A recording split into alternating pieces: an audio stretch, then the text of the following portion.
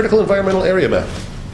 So, you want to raise the issue and tell people what it is, Rachel? I probably wouldn't explain it as well as you would. Well, I think whether we have sort of two issues that we're talking about here, I mean, this is something that was brought up by Jason at the last meeting that, or not, I think maybe 2 meetings ago, that we submit a map, an open space map, in order to qualify as an environmental board, which would mean that any issue before the planning board that had to do with environmental impacts would be required to come to us first for us to look at. And then the map would also show critical environmental areas, designated areas that were of concern in order to preserve for the village, to preserve against development. And basically also to just show the pre-existing conditions of the land that we have that's still available, that's still open, and it's still inhabited by wildlife. And this would be a map that would be, we give input to, but be brought up by the village planner, or? I believe that's what you prefer, to have your own engineer make a map. Yeah, well, I don't know if you guys have heard of Brennan, he is at lead. So we're in the middle of hiring a new planner, so it might be a little time before we have someone in place for that. But I imagine, because they have access to GIS and the mapping software, it wouldn't be that much of a trouble to make a map once the areas were identified. You know, it's the lowest difficulty. Okay, so but rather than going out and hiring a consultant or an engineer, I don't think we would need to. Okay. No, I know Brenda's been able to make maps, and we haven't interviewed for the positions. Okay. And so where do you think we would? Well, if you look at this map that I gave out a couple of copies of this one here, which is basically it's a wetlands map, and it shows the different types, the different wetlands that have been designated. The village has paid for several studies by Hudsonia, a professional consultants, and they've made us maps that show where the wetlands are in New Paltz. The potential wetlands we've already we've looked at all of those. Those that came up with the Stoneleigh Woods development. The wetlands that they hadn't field checked, those were on the Stoneleigh Woods property, and then we field checked them ourselves and found them to be wetlands and wetplain meadows, and that's partly how we got how we helped steer things towards the town purchasing that property. So plus now the DEC is in the process of designating that area to be state wetlands because it's greater than 12.4 acres in terms of its contiguity, because the wetlands may not extend on the surface, be connected on the surface, but they're connected just below the surface. So they're considered to be contiguous, and therefore to qualify for state protection, which starts at 12.4 acres. And it's kind of, I guess, not that easy. It's kind of small, kind of not that easy to read, but you can see all the Hudsonia wetlands. I think that also this doesn't show the federal wetlands, which it's not that. I don't think that there are any other federal wetlands that are of consequence here. I mean, the one that went along Putt Corners in front of Woodland Pond, that's already not going to be developed. But basically, that's it. I mean, all of the species of concern that have been found in the village that are at any sort of risk are in the Millbrook. And I have the one map that shows where certain species were found, and there's like little pictures of them. That's that Dave made. Bird. Yeah. Well, so this seems like you've identified your issue for 2015, because this is not a one-meeting thing, right? No, but I would hope that we can move to the next step as soon as. Well, I think the logical next step would be to figure out what goes on the map, and I think if wetlands is the answer, do we have, are there problems with the current wetlands map that mean that couldn't serve the purpose? I think that it could serve the purpose. The map that Hudsonia made is perfectly good. Well, Right. because I had written a local law that would designate certain critical environmental areas and make certain actions type 1 under secret, I did a little work on this, and the problem with the Hudsonia map is that while I think the Millbrook area was studied more in depth, and, I think there were two studies. One study was just on Millbrook. Excuse me. That was the Eric Kivia. That came before. Well, Hudsonia did two studies. Right. They had one just in the Millbrook and one that was village-wide. So there are potential wetlands identified on that map that are on, for example, Route 32. That along the rail trail, there's some down south on Queens Road, and there's a couple of little pockets here and there. Yes. So one of the problems that the village board is having is that we want a more specific map than just one of potential wetlands. We want something a little bit more accurate, and that's Brenda's been working on that. She's probably going to continue to work on that even after she's going to, I think, be doing a little work for us after she's gone as well as a consultant. So I'm going to try to get that map finished. So, But the only problem with that map is that it's a map of only where the potential wetlands and streams are. So it takes up more of an area.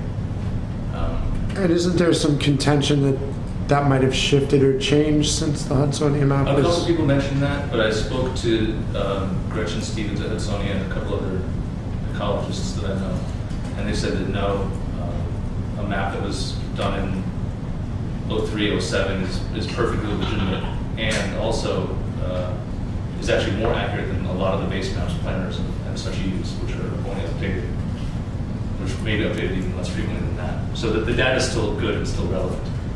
So to some degree, doing this critical environmental area map would be just establishing the veracity of the already That's one map. conducted Yeah, so Hudsonia? that might be, for example, one area where it would take some time. Maybe looking at grant funding to hire wetlands ecologists to come out and ground truth the areas that are identified as having potential wetlands, so we can eliminate some areas and narrow down the scope of some of the areas that are designated right now on that map. The other thing to keep in mind is that critical environmental areas don't have to be environmental. They can be historic resources, they can be culturally important. I'm sure. Basically, I suggest going to the DEC website or just Google DEC critical environmental areas, and they have a whole website, a page on their site about how to designate them and what they are and what can be designated. It's a very formal thing. I have two questions. I mean, I imagine all that the historical stuff has already been done, right? We already have a historical district and such. So,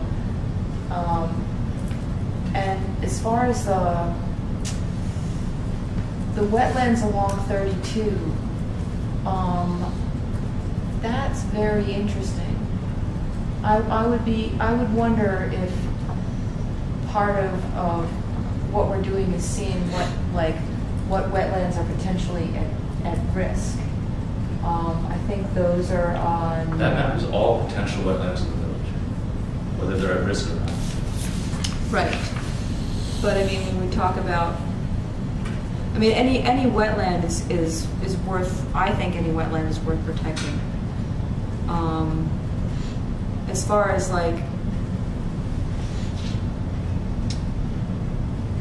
what do you see? I mean, is the next step, do you think is it field checking? I mean, we don't really need to have an expert to field check. That's something that doesn't take a whole lot of expertise. You're looking for, certain kinds of plants, and that's basically. There might be a problem with legitimacy if it wasn't done by a professional. Oh, I see.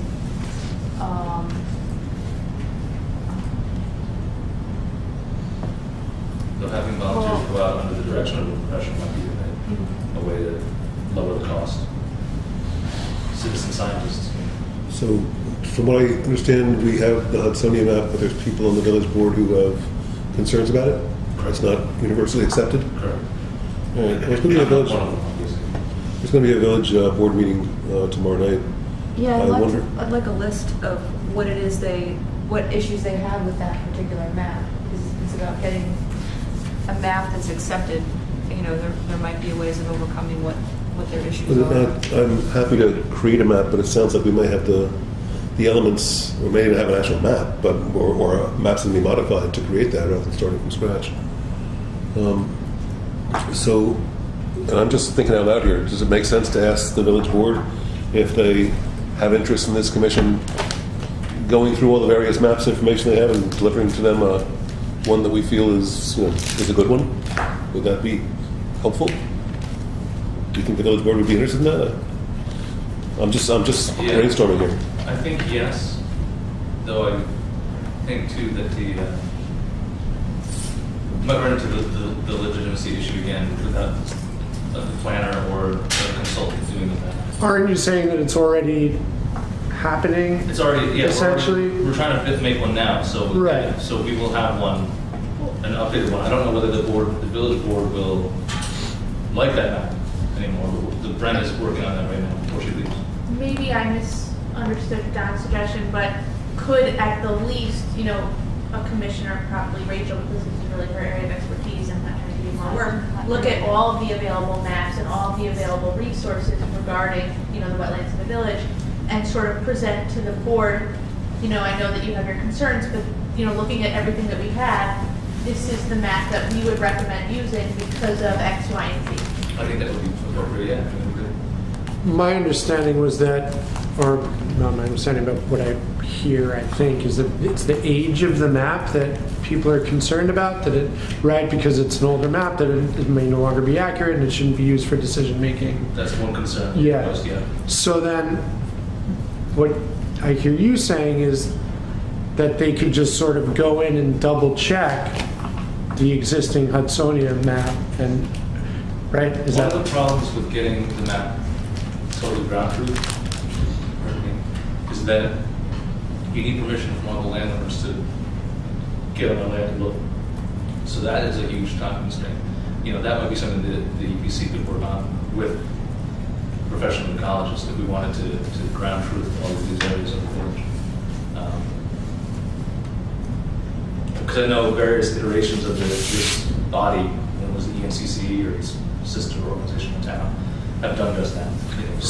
so? This isn't something that can be done using aerial digital photography. Anything No, like that? what can be done using remote sensing is exactly what we have, which is the mapping Okay. potentials. Okay, so That's then as far as I understand it. you need more ground data. We need someone physically there, an expert in the field, literally in the field, looking for the right species and the anaerobic soils and all the indicators.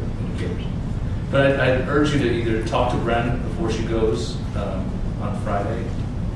Like I said, she'll be working on this again past that day, the last day. But she's moving to Georgia. So, Yeah, she's moving to Georgia. Catch her while she's here. Exactly. But I'm going to get that map number before our relationship with her is done.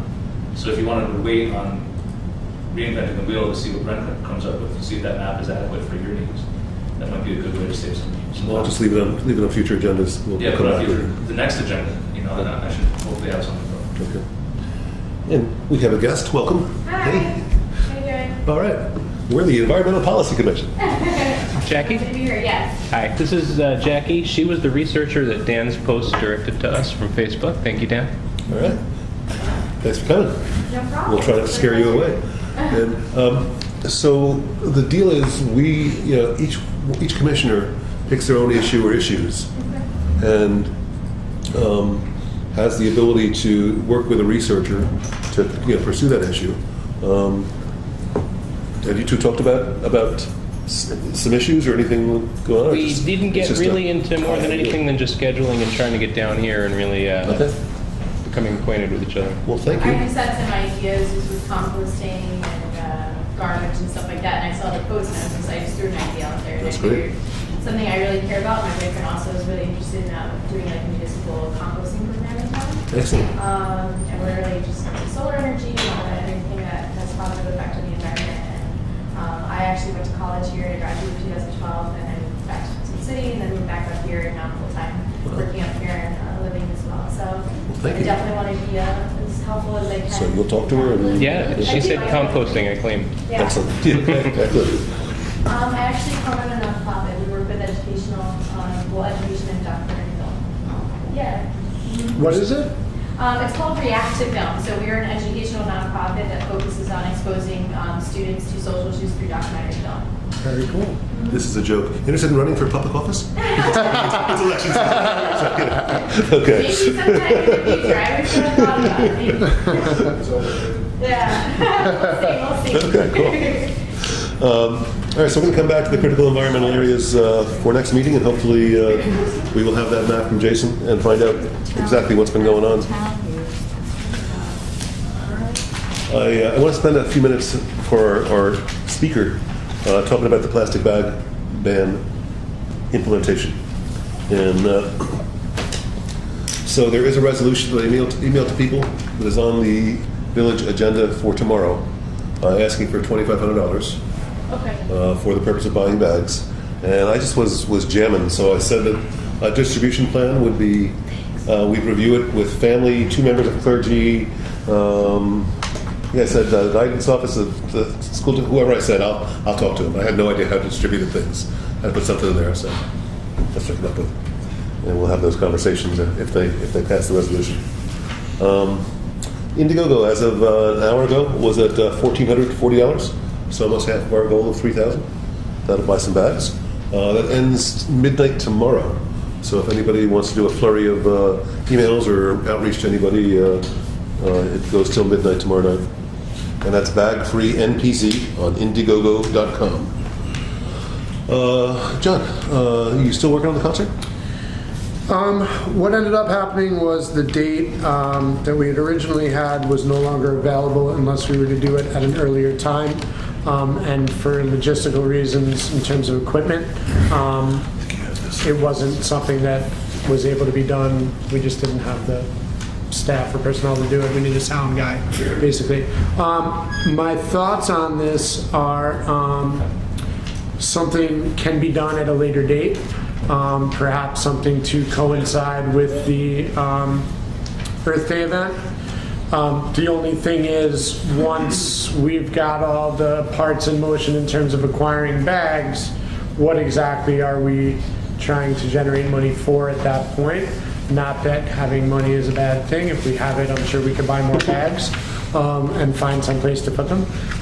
So I kind of leave it to all of us to see what kind of interest there is, and if we feel like that's something we should pursue. Or I also am not entirely familiar with what's already in place for Earth Day in terms of the events in and about town and in the surrounding area.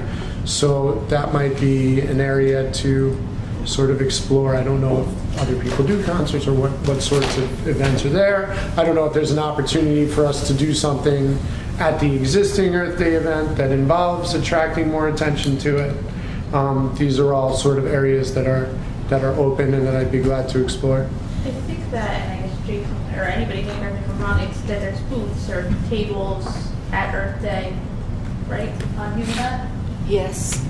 So I mean, and I don't know if commissions or committees are able to do so, but I don't see why we couldn't have a booth or a table, with some of the information that we've already drafted up about, plastic bags and about why reusable bags are so much better. And if we do at that point have a supply of reusable bags that we've ordered through the Indiegogo, or, if the village is able to allot us some money, we could give them out at the table if that's what we want to do, or if we want to do it some other way. I would think that we could use that venue as a place to really get the word out and get the community interested in, and not just be like, oh, they're making us do this, but something that the whole community is involved in. Dan, you want to say something? The bicycle pedestrian committee has usually had a booth there as well, so you guys can definitely have your own booth or Cool. We're not a committee. commission. Going off of what Joanna said, I wondered if a certain proportion of bags couldn't be set aside for promotional purposes for Earth Day. So I know we have target groups we want to look at, people in need, the elderly, etc. But if we could perhaps put aside a proportion for promotional use, that would be a good, I think, use of it. I guess the question is, can we build a solar stage? I do think that, but I can look into that. And actually going to this, Laura Pettit of the recycling center, I spoke to her the other day, and she said that she would still be interested, if we are interested, in ordering reusable bags in bulk. And my understanding, based on her understanding, is that we can order 2 different bags. Like, she can order bags, recycling center, rah, rah, rah, and we can order, bag for MPC or whatever we want. And it's okay that they're 2 different designs, but we would get a lower rate buying them together. So, I was gonna tell her that I'd bring it up, and hopefully, if that's what we're gonna do, we're gonna order bags, we can see if there's some way that we can work it out to get a better rate for everybody.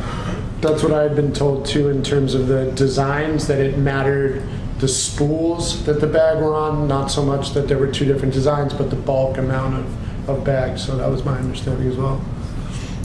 Getting back to the concert, I think we would be very interested in having it if the village board says no to the money. Yeah, right. And it'd be less critical if the village board says yes. So let's return to that next week. Correct. That's Sure. me. Sounds good. You frowned, Bridget. So, okay. Just something. Okay. It's all good. I ran into someone who had some comments about the village using plastic bags on the parking meters. I was wondering if We're there was... ordering cloth ones, Are you at all worried that people will take them and use them? Yeah, I'm already thinking about it. Why would anybody want one of that? Parking meter cover. Unless they're shopping, they forgot to bring a bag. Tomatoes at the grocery store. I'm sure I can find a use for it. Rick Gottlieb of Rock and Snow asked, is this legal? Good question. It's not the size we're banning. It's not the type of bag we're banning. It's obviously plastic. It's single use. Is it? Stop and Shop sells those same density as reusable. They're titled reusable.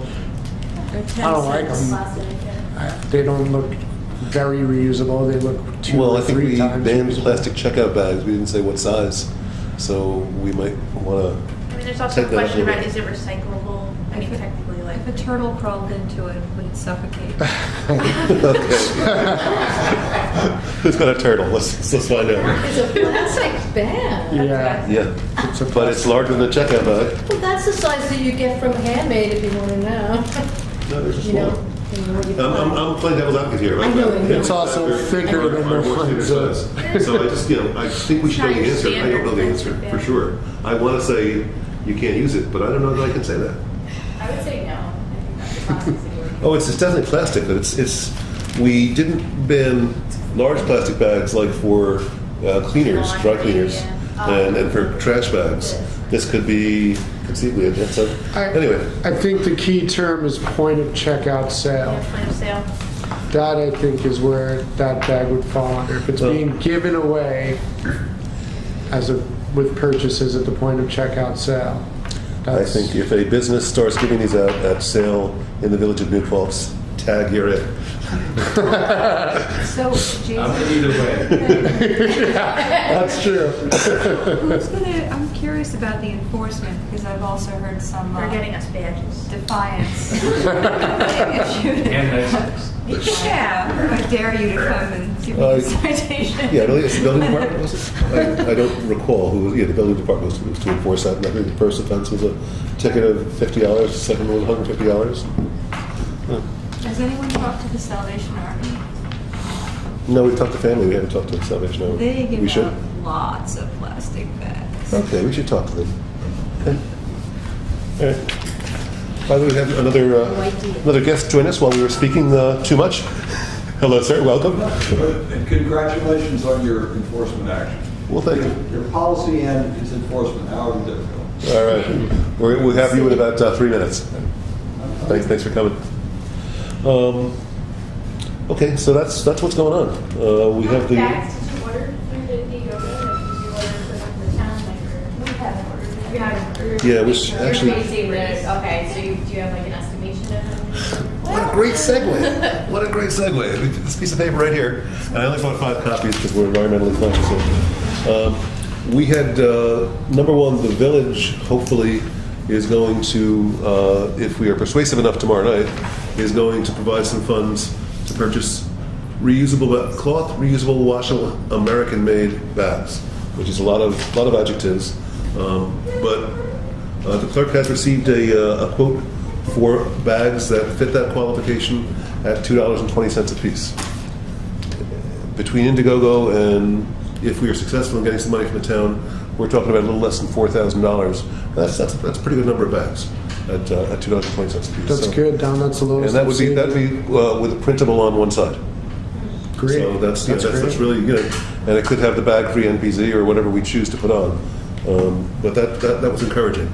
We also promised that we would let the business community know what sort of options they had for buying in bulk, buying paper bags in bulk, buying soy-based bags in bulk, and buying pseudo-plastic bags that somehow skirt around being totally plastic but are kind of plasticky.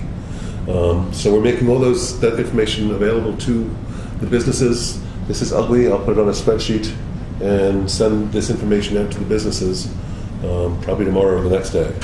We were able to, through one paper bag company, get decent-sized paper bags for as low as 2 cents a piece, which is what they're charging their distributors. Now,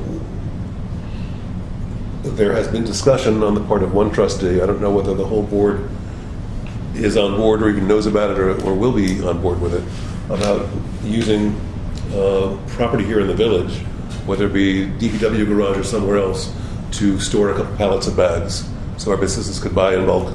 But the question then becomes, who is the entity that orders the bags once a month, and who provides security for the bags while they're somewhere in the village property and make sure they don't get stolen? So, yeah, that's a concept which may run into some logistical issues, but that's something that has been suggested by one trustee. I wouldn't recommend that it be an ongoing thing. I would try to put some kind of a finite, we'll do this for a period of 6 months, we'll do this for a period of a year, this is an introductory thing, etc. At some point, relinquishing that responsibility. Who's the purchaser of this bulk? That's the question. The bad guy asked me, and he's like, the Village of New Paltz, are they going to purchase them?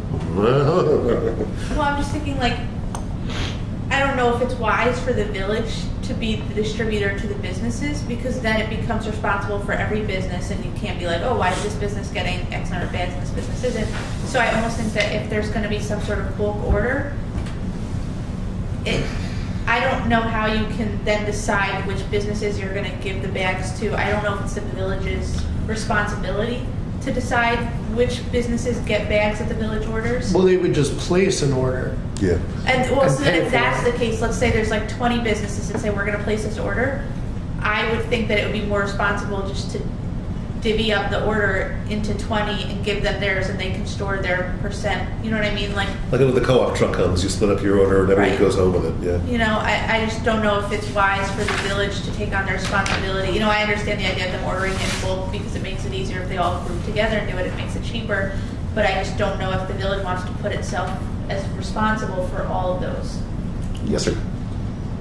Just in support of your discussion, could the village be the moving party, this committee and the trustees and Mayor West be the moving party, but don't you have some sort of business association or something that could step up and follow up on her suggestion that they actually, collect the money, place the order with the village's encouragement, and as you just said, just like, a food co-op or anything else, the shipment arrives and these individual businesses that want to say, we subscribe to this program, they send Joe or Sally or Kathy over in the pickup truck or the car or whatnot and pick them up from the place where they arrive. And then the village, I'm just suggesting, because I hear you working toward a pioneering program, maybe the DPW garage could be where it lands, and in a matter of 30 minutes to 2 hours, everything goes to its proper place in the village. So, in the business district. Yep. But I hear you doing something wonderful, and it would be a shame if it got bogged down for any procedural reason, if you've got 20 businesses that want to step up. Yeah, I was just going to say, let's hand this off to the Downtown Business Association. Yeah. You know, And also the if- New Paltz Chamber of Commerce, I mean. Yeah. Yeah, and it's a little bit funny to be the village that bans bags and then becomes the distributor for the replacement bags. You know? Yes, yes. Thank you. Good point. Couldn't we make a profit? Yeah, yes. Yeah, okay, good Do point. we corner the Good market point. on that? Or? All right, so some logistics to be worked out, but that's kind of, I think the main thing is the businesses who want to buy into this will have hopefully an opportunity to buy in bulk and save some money, so it's not a burden on them to have this law passed. Now, the next item. I'm sorry, yeah, can I sure. just get clarification? It's like where it says Uline and Durco, are those the companies that Those sell are the two them? companies, those are the two largest bag companies in the country. Yeah, that thing looks like crap. I'll clean it up. Didn't have time. Really good segue. The next line on our agenda is follow up to the 60-day energy challenge and recommendations for Village Hall. Get a bump Randolph, up. do you want to join us at the table? Thank you. Thank you Yeah. very much. This is Randolph Corner. I'm a massive Southampton energy consultant. Randolph, did I get that right? Well, to be brutally honest, I like to characterize myself as a municipal energy developer. All right. Because, you know, in essence, I take the projects on and do them. But the only reason I say that is you consultants are like Kleenex. You use them and you throw them away, and I'm in for the long haul. But to those of you who are consultants, I think it's an honorable fraternity or sorority, as the case may be. So you are reusable. I like to think that I'm permanent. But at my age, permanence has its interpretations. Say another 12 or 18 years, and then I'll retire. So, tell me the question before the body. I've already been briefed, but how would you frame the question for tonight? I think that we've kind of gotten over the hump of saying we don't want natural gas. Right. But we're trying to develop a really pretty concrete idea of what would be the best option for Village Hall and for the Village of New Paltz as far as energy going forward. Right. And I'm aware of the background because I've long been a proponent. I'll just sketch out in a few sentences. Mayor West and I were of a cohort literally in 2004. Chris White was then associated with Congressman Hinchy, but he discovered this new NYSERDA grant program even before Pat Courtney, who was running the NYSERDA outreach, knew about it, according to what Pat told me. So Chris told Jason and Pat about the same time. Manajo and I raced to catch up. And so we had in the Hudson Valley 5 programs under that pond, and there were only a dozen grants statewide. So I would say that we scored up pretty well. I think so. Jason was the sponsor of the solar array next door on the DPW building. Manajo had a grant and put an array on the sort of what I sometimes call the picnic shelter, the outdoor pavilion behind the community center. In the town of Greenburgh, they only had a little 5 kilowatt array, and Rhinebeck put something on a rec building in one of the parks, another 5 kilowatts. So that was NYSERDA Program Opportunity Notice 843, PON 843, issued in 2004. And these projects got installed in the succeeding years, so we're on a decade now of municipal projects. What we did back then is like 2 or 3 times a large residential array today. It was just barely dipping a toe in the water, but that's our history. Going forward from there, though, I've become a specialist in developing multi-megawatt PV on landfill and brownfield projects, and we actually had an excellent collaboration between village and town a couple of years ago when we sought to make a shared municipal facility out of the town's capped landfill. The showstopper at that time was the extraordinary expense of paying Central Hudson to extend robust electric service to the point where we could deliver the power and then take it out of the village's water infrastructure and buildings and the town's various functions. Great idea at the time, something it's probably time to revisit now. And I would weave that into our discussion tonight, because if you want to have a replacement for hydrocarbon fuel, and the replacement is geothermal, shallow geothermal, ground exchange as we like to call it, electricity is your fuel. And if you don't want to buy electricity of dubious antecedents off the market or pay an extra premium for electricity that is said to be green, then you need a lot more electricity than you can make on site.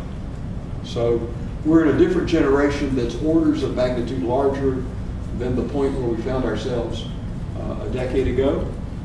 And we have the means to finance these generation facilities privately. So that's the electric supply. We'll come back to that if somebody asks me a question. So you're talking about building our own generator at the dump? I'm talking about solar electricity. Solar electricity, and the capped landfill is a site. The town has a lot more land out there. Oh, yes. If as a community, and I say we, a Mid-Hudson or an Ulster County community, this town and village entity, as the moving party, if we decide to make a lot of electricity out of the town's property, it could serve a lot of purposes. It could serve the school district, the village, the town, the BOCES. It could even potentially have a role with SUNY, depending upon what everybody wants to do. So That's a huge, huge deal. I think we were just starting small, like how do we heat this building without burning oil? I'm getting to the point that you're going to have to buy electricity that's either very expensive because it's green or of dubious antecedents if you just buy it off the market. Electricity becomes your fuel, okay? So there is a history also, the reason I mentioned our earlier project, which ought to be revived and enlarged. In that same time frame a couple of years ago, Central Hudson had a big push after Fortis bought the company to invest in extending natural gas infrastructure. And so discussions were had because this is a load.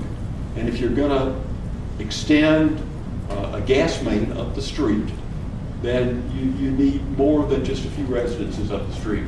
So the village was then approached, discussions were had, all of you know that history, and it didn't get done, and that's a good thing. And now you want to talk about what would be the alternative to bringing in a gas main to convert, help me with this, the boilers, from oil guns to gas guns. And, we've got civic leaders here, elected officials. How long ago were the boilers refurbished? The boilers. 3. So you started a new cycle with boiler. And so the question is, how can you avoid the temptation to go to natural gas instead of oil? Well, of course, the collapse of the oil price makes that decision a little easier to make just now. It did, yeah. Okay. So a lot of people have been able to stop in mid-stride and not convert to natural gas in the current circumstances. Because this property has a big parking lot, so you have a place to put a lot of heat sink. You have a lot of well field, bore field, call it what you will. The best example nearby, although there's lots of shallow geothermal, a lot of ground exchange in the state of New York, it's had a spotty career. NYSERDA doesn't tend to remain consistent over time. They'll chase after something for a while, get some great things done, and then suddenly forget about the whole thing. So a decade ago, New York and Colorado were counted among the nation's leaders, particularly with respect to school buildings and some municipal buildings. So there are a lot of great success stories. And What did you say was nearby here? You said there was a. I'm getting to that. I'm talking about a history. NYSERDA is not giving any particular encouragement. Right now, I can tell you, because I'm deeply involved in energy policy, NYSERDA has suddenly become obsessed with what is called combined heat and power, CHP. Why is that not a good thing? Well, first of all, just like you've got a new boiler, so you've got a facility for heating the campus here, the question is just, what's the alternative to the oil-fired boiler that you have right now?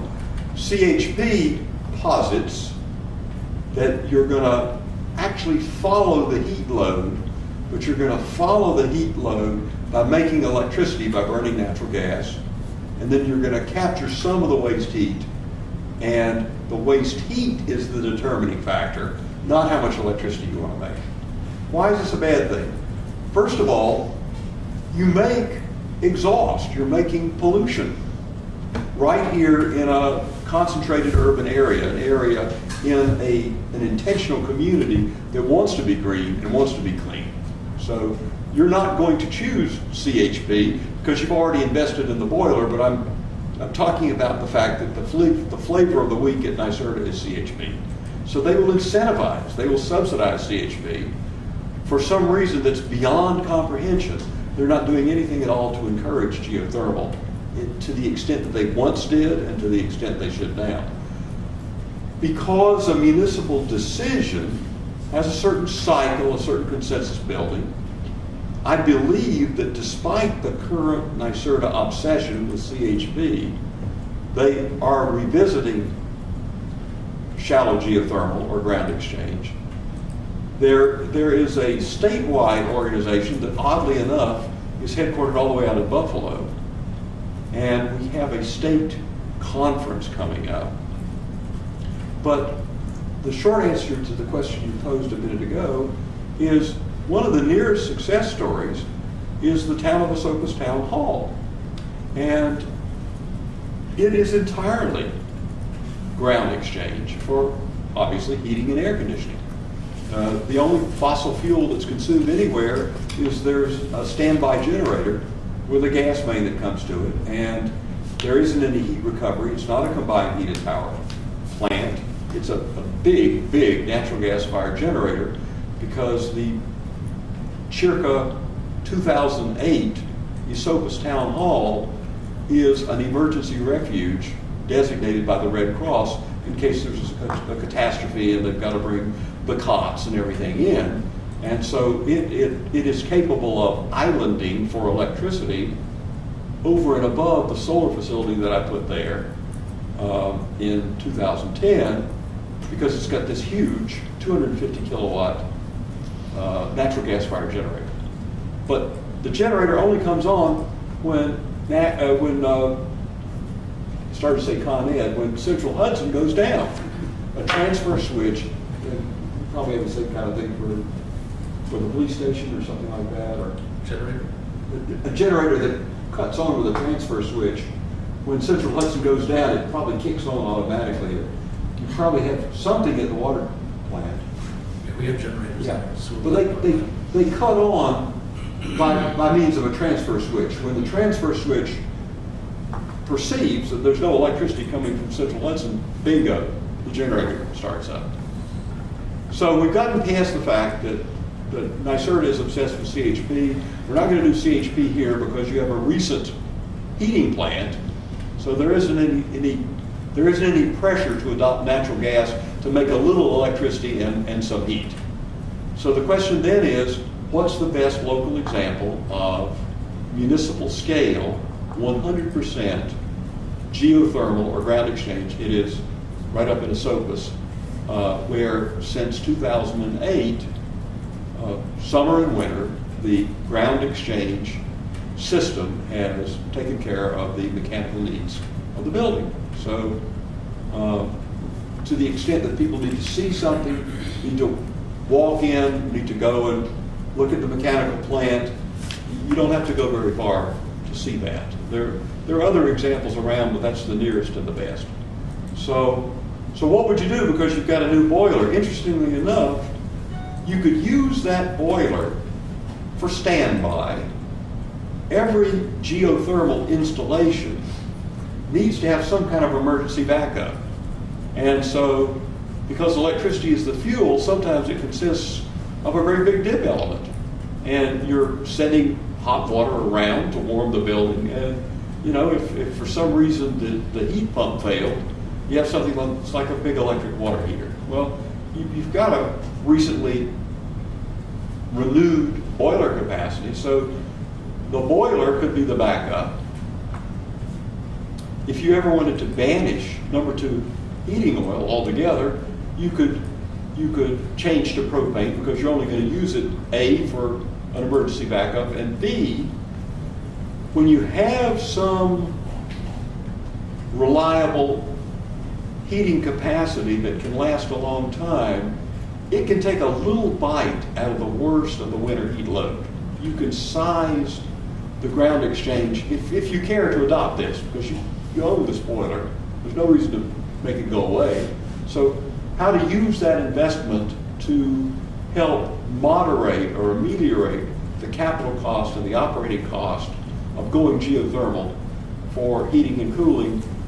And the answer is you could size the investment in the heat sink, the well field, the investment in the actual mechanical system. You could size it so that the worst 10%, you would call up some heat from the boiler that you're going to continue to maintain on site as your emergency heating backup.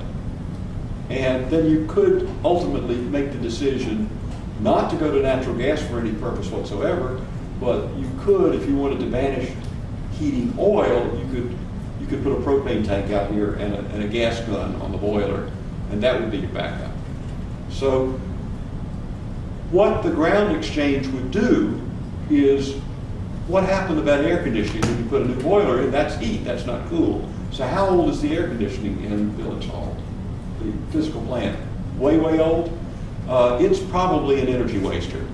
And if a village investment hasn't been made in recent years to update or replace the air conditioning, if you went through a design and funding cycle over the next couple of years, say, to go to geothermal, you would get a less expensive, more environmentally benign means of cooling the air, because the same technology that moves heat out of the ground, heat the building in winter, also can move heat out of the building into the ground in summer.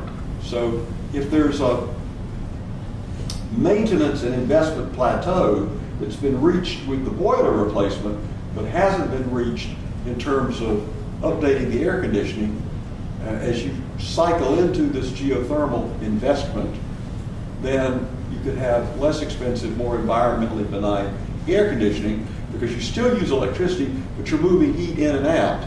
And conventional air conditioning is moving heat in and out, but in a far more wasteful way in terms of the electricity consumption. You used a word that gives rise to a question, investment. I think for the amount I've looked into this, and I think we've looked into this issue of geothermal for this campus, we like the idea. It seems like a really wise thing long term. The hump to get over is the investment and the upfront cost. Well, and I'm sure it's not the first time you've heard that. So, well, first of all, remember, I'm a large-scale solar developer, but I'm for anything that gets us away from fossil fuel and puts us on a path to sustainability. So using ground exchange is a methodology. We have to heat and cool these buildings. At my own little residence, I burn wood in the wintertime, and I cut the wood. I'm still in a carbon cycle, but I'm in one where I'm providing a lot of the input. So that's how I deal with that, because I have a modest-sized residence in Woodstock, and I can manage that. But when we have municipal buildings, we have to heat and cool them so that they can perform their function. So there are several things. First of all, money's cheap. And I believe that a lot more public finance facilities are going to be provided. That's first of all. Second, it could be that an energy service company or a provider could do an all-in energy audit and come up with a menu of energy conservation and sustainability methodologies, including the conversion, and finance the whole thing. And Did we ever have our energy audit updated?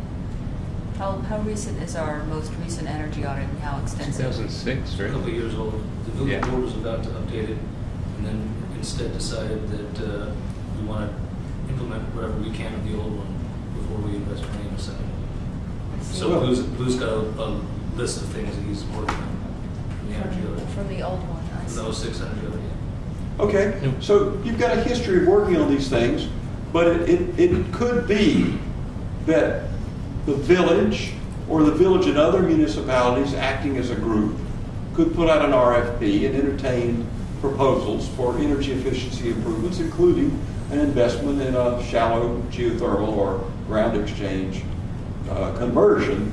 That would actually be a conversion of the air conditioning plant that gives you the fringe benefit of scaling back the boiler and hydrocarbon consumption to a minimum.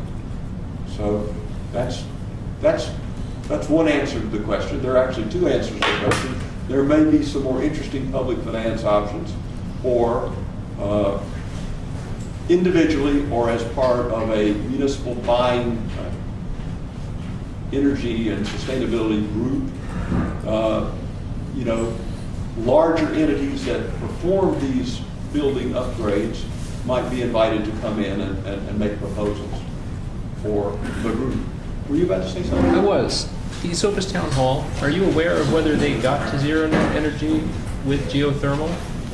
Now, zero net would have to do with making all the electricity on site with the solar facility.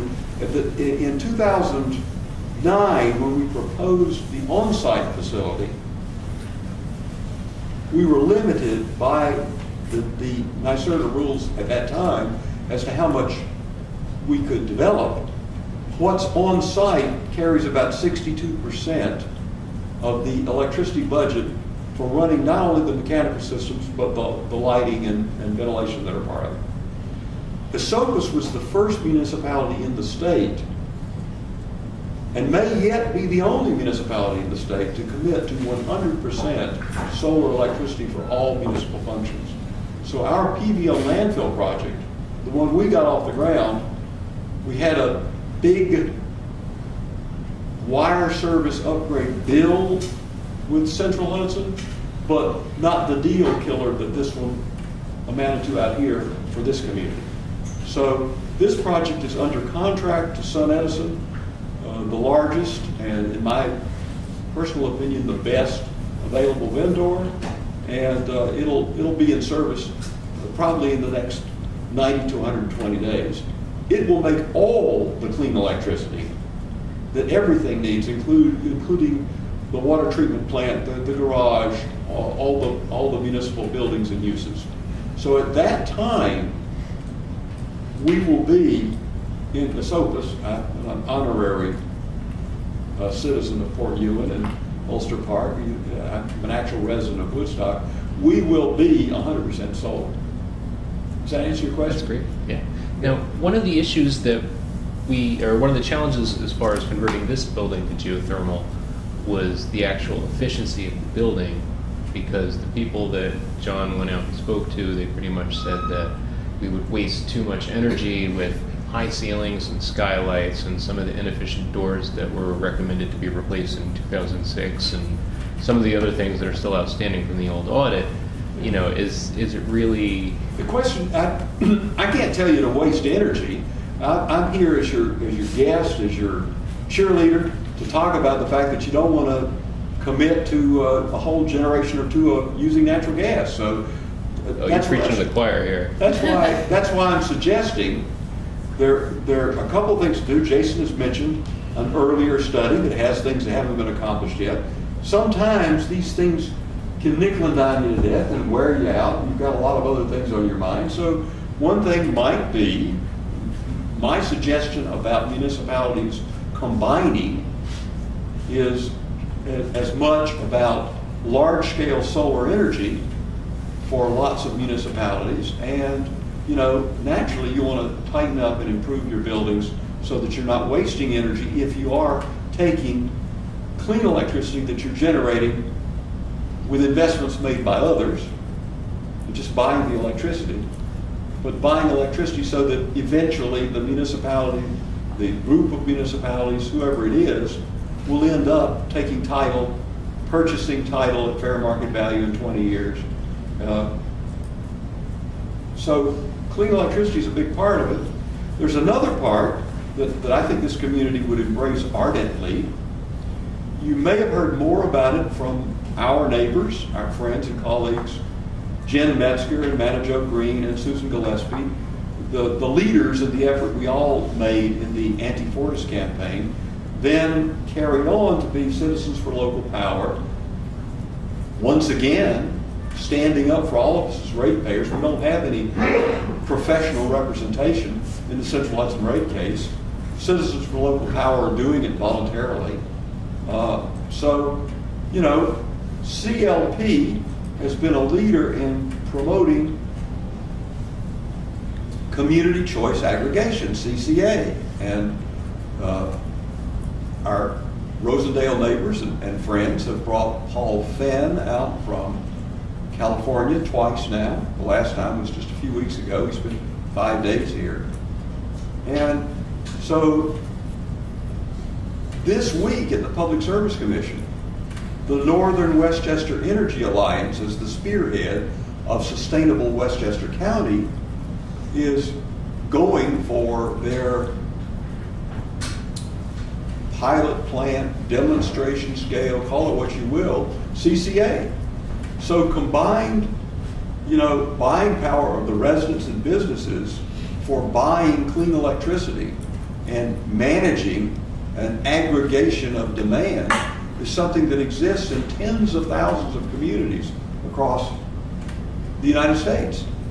So we got a good dose of that from Paul Fenn at 2 occasions. One was back in September up at Vanderlyn Hall, and the second was a series of meetings, including one up at the Tri-Community Municipal Center that used to be the elementary school up here on 32, or on Lucas Avenue. I misspoke. So what does that have to do with all this? That we care passionately about climate change. Climate change offers dire prospects, not for our great-grandchildren, but maybe for us before we're done. And we got to stop tinkering at the margins. So using the combined buying power of many, many residents and businesses in New Paltz village and town, and in Woodstock, and in Rosendale, and in Kingston, and on, we start to create critical mass for making markets for clean tech. So what that has to do with this discussion is that if you had village and town leadership about municipal energy policy, you could also move along toward community choice aggregation and create a tremendous pull-through for clean energy. And then some of the big solar projects that I have proposed at various locations around the Mid-Hudson and elsewhere in the state start to generate a much larger amount of affordable solar power to do the things that we've been demonstrating at smaller scale all along. I appreciate how you've taken it from the very basic to the comprehensive.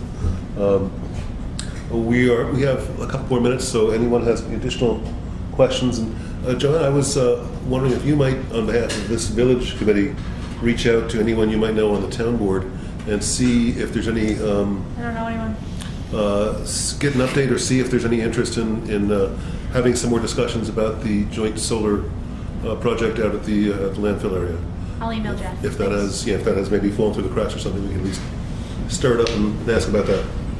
I performed the whole enterprise at that time without fee or expectation of compensation. The way I do these projects for municipalities, and we're doing them in every utility service territory in the state now, is that we have a solicitation on behalf of the municipality or the municipal group And we tell, in this competitive solicitation, we tell the vendor pool that whoever gets selected has got to pay a development fee to the municipal entity, which covers the municipality's costs. In case of a landfill, we've got to spend a lot of money to get it approved by the Department of Environmental Conservation. There has to be a fairly pricey study done by Central Hudson about our providing the electricity to the distribution. That has to be paid for. And then the work that I do and my team would do on behalf of the municipality doesn't have to pay up to consultants or architects or engineers or fundraisers or anything else. I take it on, as I did before. We just took a pause because Central Hudson was not reasonable. I So was going to say, what is their incentive to spend that money? on upgrading the wire, Yeah. well, we could talk endlessly about Okay. we could talk endlessly about the fact that distributed generation confers quantifiable benefits on grid operation. Just leave it at that for Okay, now, okay. okay? And Central Hudson should be willing either to discount or to finance these extensions of service and at least be paid in installments over time, rather than demand it all up front as a lump sum. But that caused us to hit a pause. So the role I performed before was to pursue this on behalf of town and village working together without any expectation of compensation unless we had a project. And I would then be paid out of the funds contributed by the selected vendor. Mhm. So we could start that again, but we could start that again if elected officials and community boards said, let's take another bite at it. It'll be easier this time, most assuredly. Well, we'll ask the question and see what, I'll see reach what's out to my contact, Kevin Berry. We're inside joke because our commissioner happens to be married to a town board member. I know both of these persons, Okay. and Okay. So you were in on the joke, okay. I got the joke the first time. Okay, all right. All right, well, I feel a whole lot more smarter than when I entered the room. Thank you so much. And we will likely, when we learn a little more, look and ask you some follow-up questions. Thanks for the invitation, seriously. And I have a lot of questions about how it would be implemented and whether, when you talk about a Well, you community. start with 3. All right, so, in terms of, does it make sense to get as many neighbors, or get neighbors around to commit to geothermal? Does it? That's an interesting. Put it at once, does it actually save, does it actually make sense? It's a very interesting concept, and if you're in a particularly dense urban environment, that's more like a category we call district heating and cooling. And in this case, the infrastructure could be pricey. And the question is, if it's a brilliant idea, it's the right question to be asking, but I'm not sure this is the right time to be asking and answering that question, because the distribution infrastructure, I know I've talked past the time you allotted, but I'll just spit it out in a hurry, because their question is highly intelligent. The distribution infrastructure, let me give the example of Hudson, New York. Does everybody know Hudson, kinda?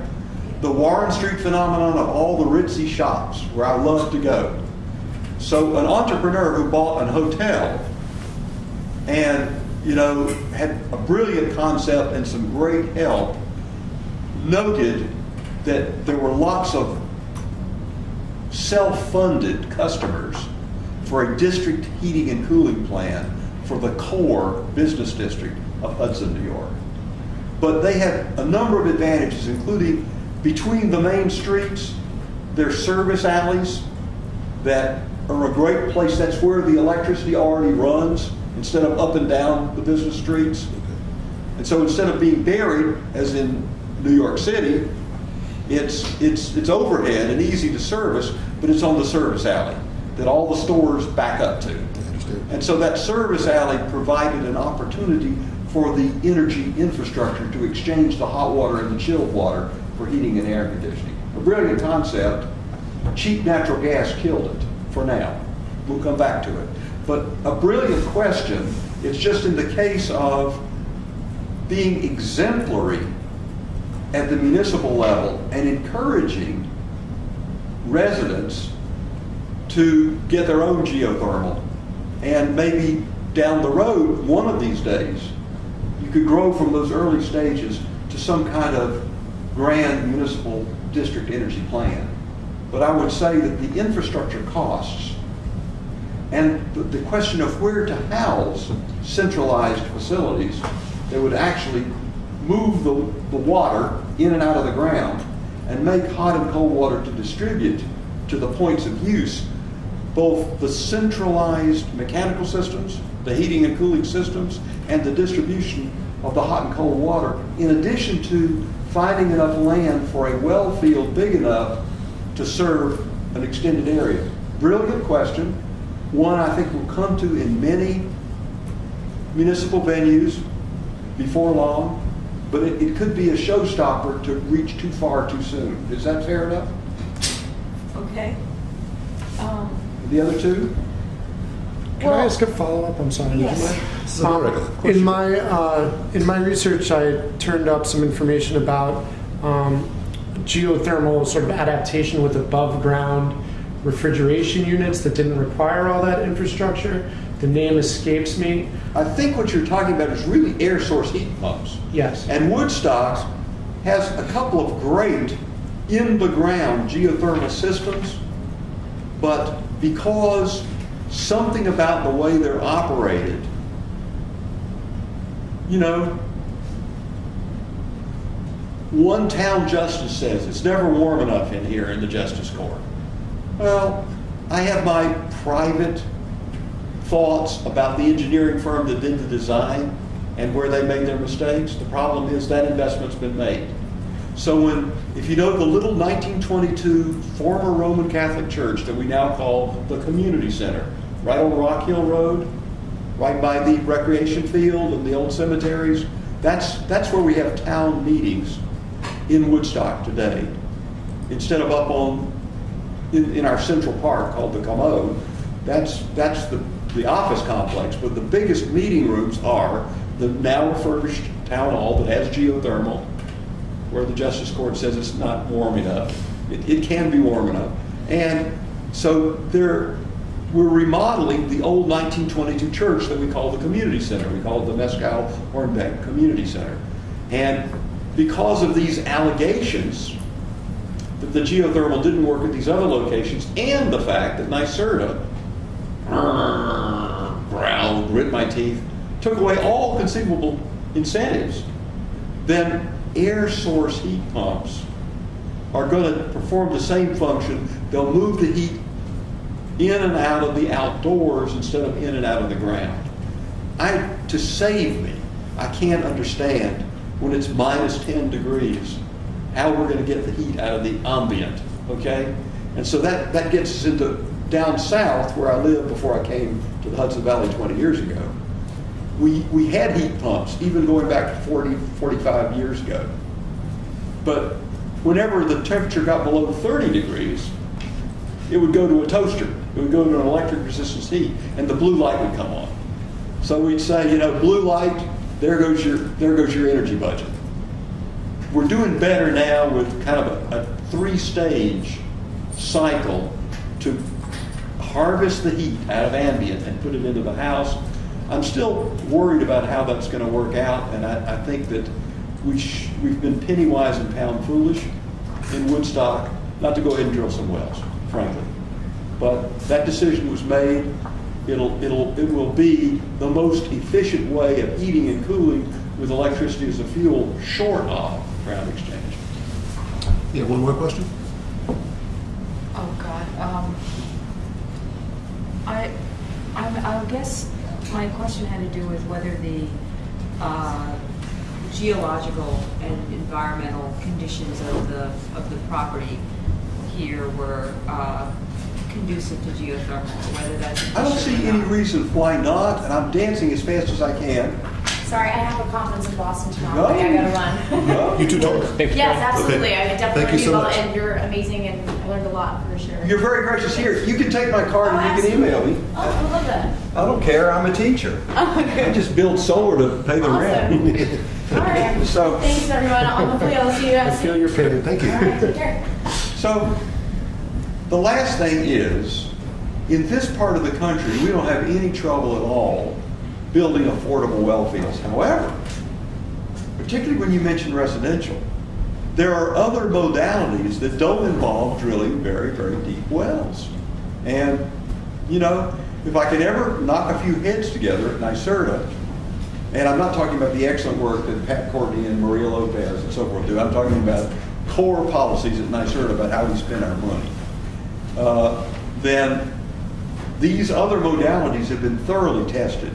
They're far more affordable and quick and easy to do than drilling 150 and 200-foot deep wells. But I can tell you it'll work here because I know this part of the Hudson Valley. It works everywhere. You're grouting a column of water, so to speak, so that it has a heat relationship with the heat sink, whether that be gravelly soil or whether it be hard rock. You're sending heat in and out of the heat sink, so it works. And there's no necessity for the availability of large quantities of water. No, you don't take water out of the ground like a water well. You use water as a heat exchange medium. You send the water down either to shed the heat in summer or to pick up the heat in winter, and you bring the water back into the building. That's a water and antifreeze mixture that's circulated all the time to move the heat. When it gets into the house, into the village hall, you have heat exchangers, and you move the water inside the building around just as if it had come from the boiler. So anybody who wants to call me, sometimes I can't talk at length because I've got to actually work, but you know, I'd like to see Ulster County and Dutchess County and the Mid-Hudson be a leader. And there's a lot of goodwill and a lot of impetus, and we've gone through some of the early stages. We now have, you know, the greatest concentration of solar installations in the state. Some people would say that's despite the electric utility, not because of the electric utility. But I got to get along with these guys, so I'm not going to throw any more brickbats. I've thrown most of them at NYSERDA tonight. I've kind of got to get along with them, but not too much because everything they're doing is wrong. But Besides that, they're doing a great job. I value your counsel because I can't do it all by myself. So when we have people of goodwill like Jason West and Dan Torres and Joanna Torres Thank you. Andrew, thanks. and anybody else? Take this one back. I'll be on the phone about it. It's your discretion. So thanks for inviting me. Thanks for your patience and listening to this diatribe. And I hope we can do something. Thank you very much. We were created to kind of spend time on stuff like this to kind of, and then push the village forward. So Absolutely. let's see how the model works. Okay. Thank you so much. My pleasure. Very much.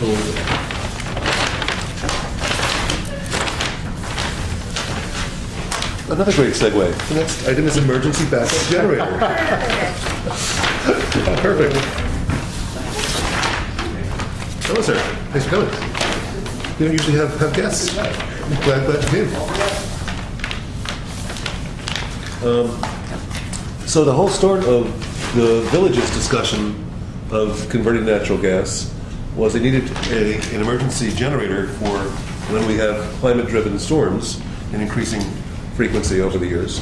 And that's what led them to looking at natural gas in the first place.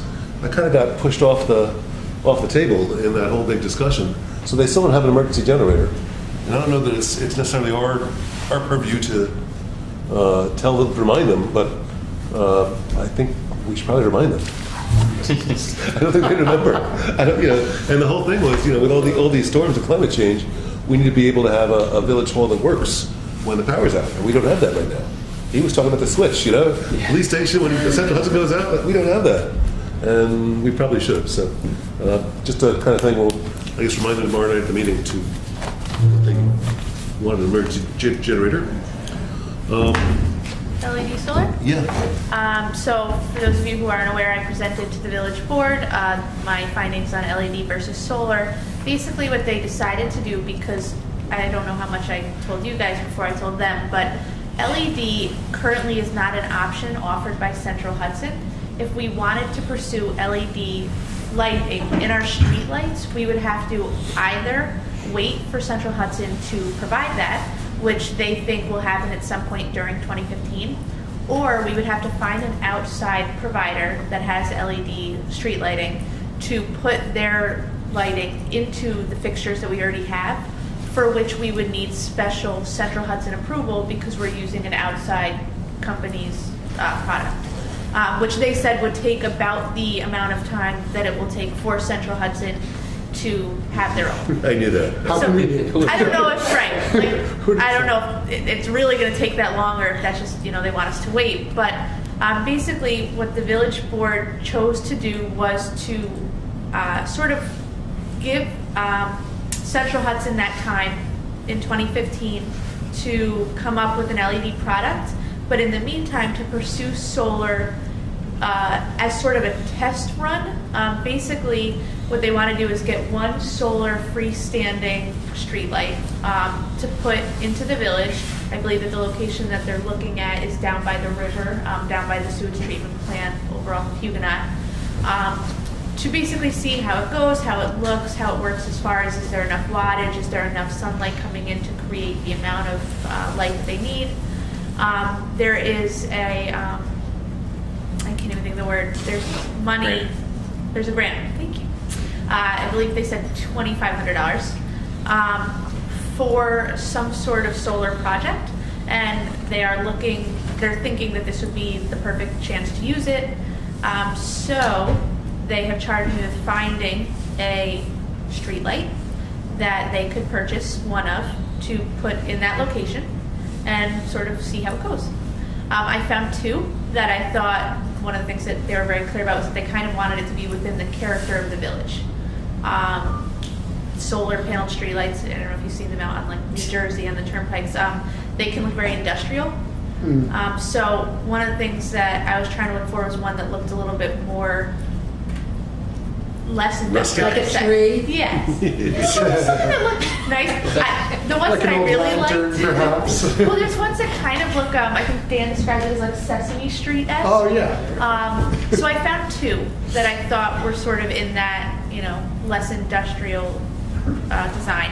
And I am going to tonight, I spoke to Bren, tonight I'm going to email her the two, and she's going to speak with Mark Jaffe, the building inspector, about if there's any concerns with those two, with like the specs as far as is there enough wattage, that kind of thing. And if she gets me the go-ahead that they would both be good, I know that one of them is $2,100. Well, that's what the website says. I'm sure there's like hundreds of dollars in other fees. But so I know that that one is within the range that the village was hoping to stay in. I don't know about the other. That gentleman from that company said he was emailing me all the specs and the price. I got the specs, I didn't get the price. So I'm going to forward those to Bren, and Bren is going to get back to me after she speaks to Mark, and then I will be from there forwarding that recommendation along to the village board. Okay. And that's where we're at. Oh, and I have to reach out to Moorestown, New Jersey, that has solar streetlights. I have a call into Scott Carew, who is the township manager. But apparently there's a big a visit from the governor. So they are all not answering calls or taking calls or calling back for some time. They're preparing. Is that Moores 2.0 or Morris with two R's? Moores with 2 O. Way down Two south. O's. Okay. MOORESTONW. I sorted packages for UPS in high school, and I can tell you the first three digits of Moorestown, New Jersey, zip code is 080. Information I just can't get out of my brain. I've been Well, trying. important information at I least. suppose. It's only the first three digits, though. I don't know the last two. It'll definitely come in handy. Anyway, okay. All right, well, it sounds like things are moving forward deliberately, but forward Yep. with the streetlights. That's great. Signage at the Wallkill. There's one key step that needs to happen, and that's the posting of the poster created by a Ripper on the village website. Because once we have that URL, we can go to PDQ, who says they can make the sign, and say, go to this URL. But since it's not been posted yet, we can't really move forward. And I have been over the weeks and months becoming increasingly insistent that someone needs to, and I've been communicating with the clerk, someone needs to get the webmaster on the case. What's wrong with that webmaster? And the clerk told me last time I asked, the webmaster is me, and I'm a little busy right now. So I left her alone for a couple weeks. It's winter, it's really cold, and I will start asking again in a week or two. I felt really badly. So once that's posted, then we'll have the URL. We can go to PDQ and have the sign made. And the idea is to have those signs certainly in place way before the regatta, which is in early May. Which is amazingly the one day per year the Wallkill River is clean enough to swim in. It's incredible. And it's just act of God every year. It's just stunning. Thank you, Rachel. I will contact you and we'll go over standard operating procedures at the Department of Public Works, which is Rachel's suggestion. There's a list of things here, and I mentioned them to Blue. He was looking for specifics. I don't have specifics, so I'll talk to Rachel in the next meeting and kind of get their listed here on the agenda as greener street cleaning, reduce water use, nothing. Okay. Praise for tree cutting on the Wallkill floodplain near boat launch. I've heard that the tree cutting was lovely. Yes. I have heard it was a Yeah, wonderful job. we're going to spend some time doing that. Greener anti-weed products for, I guess, no pesticides, and communication with the Shade Tree Commission to avoid loss of additional protected trees. So we'll get any more examples or specifics, and then I'll bring them to Blue. Social media policy. I don't know. I know Dennis printed his. I know we were all going to look at it before we came today. I don't know if you want to invite Dan to the table since Dan wrote the policy that we're looking at. It has not been adopted by the town board. It has been on the agenda in the past, is my understanding, but has not been discussed. But my understanding was that we were just looking at it as sort of a launching off point for us to have our own, do we want to have a Facebook? And if we do, how do we manage it? And how do we decide? I don't know if you guys have thoughts about it. We've got a comfy chair up here now if you want to come up. It's not pretty hard, one of those hard metal chairs. If you're okay sitting next to him. I guess. Thanks. So I'm going to largely sit out of this conversation since I don't do social media and can't contribute positively to this discussion. So I guess the questions are, do we want to do Facebook? Do we want to have a social media presence?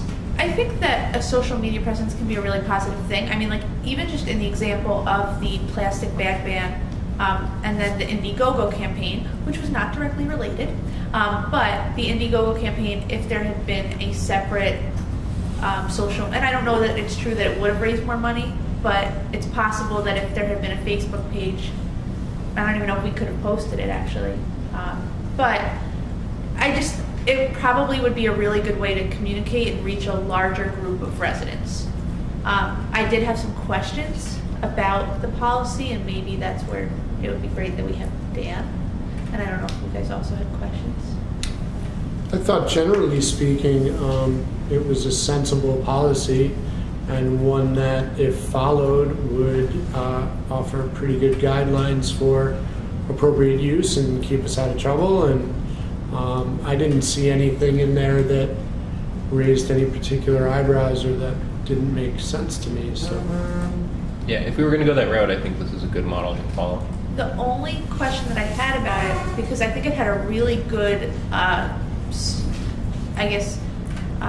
rationale of what would not be allowed, what would be deleted, things like that. The only thing that I would have liked to see, and that I would think that we would need to talk about, is what calls for a response. Because that's something we've talked about at this table. When do you respond? Do you respond at all? if you don't respond and it's just a board where people post, does it kind of run amok and people go off on these tangents? I think that it was you that said that I think you garner more attention if there's some exchange of like some back and forth. The way Facebook metrics work is that it used to be if you had 1,000 likes, right? Your like page, and I post something, every one of those thousands of people will see your post. That's not what Facebook does anymore because they sell advertisements. So what they do now is that if no one touches a post and I post something, maybe 100 people will see it. But if Dennis likes it and John likes the other page, John will probably see it because he'll see that Dennis, his Facebook friend, liked it, and so on and so on. So that's how Facebook metrics work. It's based on participation from the person who interacts with it. But as far as like from the administrator, like, does it weaken the page, or does it weaken the outreach, or does it weaken the purpose of the page? I don't know if I'm saying this right. If we post something, but there's no communication or back and forth, like if somebody posts a question, do we have to respond? I think that the purpose of governments kind of diving into social media is because it is a platform that people will use for government when they wouldn't necessarily use other platforms. People wouldn't necessarily check the town website or village website to see what kind of vacancies there are on committees. But if I post it on Facebook, I've gotten people who have responded for more information because that's an outlet that they would use more than maybe reading it in the New Paltz Times. So I do think that at least the model that I want to use for it in the town, and what I think other government entities should do, is think about it as an email. Someone comments on something with a question, you would respond to an email, right? So you would treat it the same way with a Facebook post, albeit that I know that Facebook's more instantaneous. It's not as personal as an email, but I think it still should be treated as such. I think there's a certain degree of etiquette and common sense, especially if you're responding as a governmental agency or entity. And I think the two of you would be pretty good examples of two people who engage in social media and sort of follow. I know Dan kind of puts almost enjoyable reads or friendly reminders of things that are pleasant to read. And Jason actually does answer a lot of policy questions on Facebook. I think you just kind of have to stick to the facts and sort of eliminate perhaps your own opinion and biases from that. And I wouldn't necessarily engage in back and forth, but I think you can respond reasonably with facts, or here's a link to this law, or here's a link to this funding source, or whatever it might be, without getting in too much trouble. You can always get in trouble. You can always get in trouble, but yeah, there's ways to avoid it, I think. And I happen to think, having thought about it more, I think it's a great idea, and I think for the reason that you pointed out, that perhaps the Indiegogo campaign would have reached a little bit farther than just our personal accounts, and more people in the community who perhaps we're not individually friends with, but who are extremely active in the community. They're just not my friends, but they're in that New Paltz group with me, but we're not friends directly. And I think we actually had I swear I wasn't playing, a great example tonight. We had a young woman saw a post on my page. I've never met her before, but she was interested and came to the meeting, and hopefully will join your committee. And that's kind of the power of social media. Yeah. Well, my concern has been on an ongoing basis. We're all here as volunteers, and we all have other stuff we're doing, so it's just a question of who's going to administer it, who has the time, and if the committee turns over, what happens to, But I'm all for it if somebody wants to do the work. Sounds good to me. It just strikes me as some work that I don't have the time to do. That's my only concern. I'm on there anyway. I mean, I certainly wouldn't want to do it every day or every hour, but I think within reason, I would be willing to contribute. John Starr, webmaster. Yeah, I mean, Sure. I think I feel similarly in that, again, like I'm on there every day. I think that if there's multiple people who are willing to, I know, Dennis, I don't know how you feel, and I'm not going to throw you in there. I don't even know if Rachel has Facebook, and I don't know if Andrea, I don't know if you can or if you want to, but I know that you have a Facebook, but maybe like some sort of schedule, if it's what we choose to do, like a schedule where we just decide, first week of the month is so and so, just so that there's some, I don't want to say accountability, there's somebody checking it, and it's not like, oh, one of us will check it, and then everybody assumes that somebody else is, and then suddenly there's like 30 messages and nobody's getting back to anybody because we all assume that somebody else is involved. Yeah, I think the last thing we want is to start disseminating information and okay, now we got to go to our day jobs, and then it doesn't get seen for another 8 or 9 hours, and then there's all that time for social media interaction. People say, oh yeah, I'm asking for these questions and nobody's answering me, and I know you're really awesome at being quick on Facebook, but personally I'm in the office and I'm kind of cut off for 9 hours at that point. So I'd absolutely welcome a rotating schedule, but as far as I think Don's right, it may be too much for one person unless that person just has the amount of time or the ability to do it. I think that said, we may wish to not necessarily set a limit on the number of posts, but we may wish to generally limit the amount of output we put to either items that we've discussed and are Facebook ready, like this is something that's happening, you know what I mean, and maybe not post our whimsical thoughts each and every day, but you know what I mean, sort of keep it strictly to disseminating information and here's one firm thing that happened this month at the meeting, bam, you know what I mean, and Well, sort of. And I think that the village, I don't know if you wrote the village page, but it's with the village does, it's all about how you want to use it. So the village really does it more as a public meeting notice and for emergencies, a water main break, something like that. So it's very basic, it's very important and insightful as well, but you're right, it's not like I'll do a post every day on a wide variety of topics. That's not what they do. And something like that, I doubt that the village gets a lot of questions that need immediate feedback because it's pretty just fact-based. Right. And I think that if we're between meetings and, something big happens as far as like, there's some legislation or the village makes a decision and, something happens, we can always email each other. I mean, like, we email often anyway. Right. And just say, hey, do we want to, just post something about this? Does anybody have a problem with us posting this? Just letting the community know. Another thing we could look at is kind of launch it and use it and see what kind of response and feedback we get, engage from there. We may find that people are highly engaged. We may find that people are completely not interested. I mean, it really depends. And I mean, I know that when Sharon was here, Sharon Rowe, she spoke about sort of different uses for it that were sort of more proactive kind of uses for it that were really interesting and warrant consideration, but I would say slow rollout and put our feet in the water kind of thing. I think I hear consensus, we should establish a Facebook page. If you guys would like, in the next couple weeks, I can go through the social media policy that we just discussed, change it over to make it an Environmental Policy Commission social media policy, take out anything that's not relevant to us and, tweak anything as necessary, and then send it out for your approval. Yeah, strike any mention of whimsical thoughts, please. All right. So we're just about done here. We don't usually have guests, so did you come here just to watch, or is there any issue or anything you want to address? I would like to watch all the meetings from this point on. My name is Joe Bergstein, and I am a member of the Town Environmental Conservation Board. Oh, great. And I think that it's important that you guys know Yeah. what they're doing and that they know what you're doing. Oh, thanks for coming. And discussing. I am curious about one item. Several weeks back, I learned that the Village of New Paltz had gotten a grant from the US EPA to get some technical assistance on the municipal stormwater issue, and that there was going to be, I think, a consultant leading some education, possibly your board. Do you have any information on that?